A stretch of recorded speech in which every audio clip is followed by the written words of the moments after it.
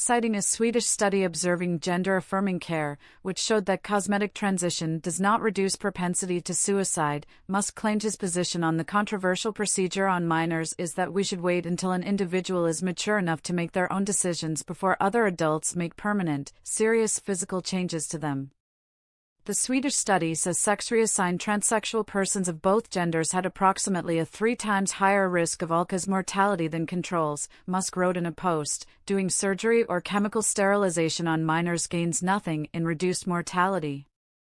My position is simply that we should wait until an individual is mature enough to make their own decisions before other adults make permanent, serious physical changes to them." He then addressed the argument among trans activists that if a child is not affirmed in their transgender claim, that they will kill themselves. He pointed out that the data in the study does not bear that out. The counter to my position would be that if we don't make the changes when they're a minor, they may never reach adulthood due to suicide. However, that counterargument does not hold water if mortality is essentially unchanged, which it is, Musk wrote. By the way, I regard cisgender as a slur, he added. In another post a few minutes later, Musk commented on an article reporting over half of mothers with boys who have identity disorders had been diagnosed with depression or borderline personality disorder, writing, Munchausen by proxy. Gender-affirming care lacks evidence and basis in medicine, according to a study by UK non-profit Sex Matters. The gender-affirming model of care for teenagers is based on evidence that falls apart under examination, the group says. There is strong evidence that this medical pathway causes physical harm.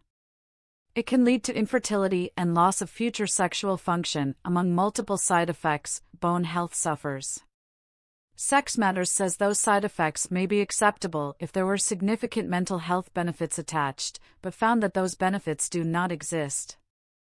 Perhaps there are some teenagers for whom the cost-benefit analysis works out, but we have no evidence to tell us which ones, or under what circumstances, the group writes.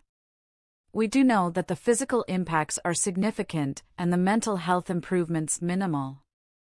About 20% of Generation Z is likely to identify on the LGBTQ2SA spectrum, and LGBTQIA+ identification overall has become much more common in the United States in the past decade, according to 2022 polling by Gallup.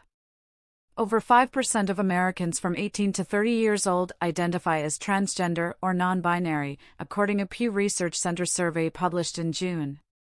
The number of diagnoses of gender dysphoria of children between the ages of 6 to 17 in the United States has surged over recent years, from 15,172 in 2017 to 24,847 in 2020 to 42,167 in 2021, according to data published by Reuters.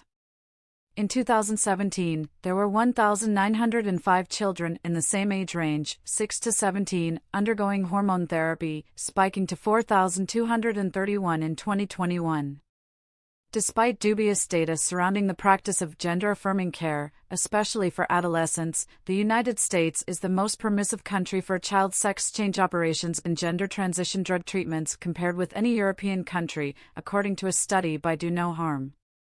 Doctors who recently spoke to Breitbart News, requesting their identities be concealed for fear of backlash, said there is a perverse monetary incentive structure built around pushing transgender drugs and surgeries on kids.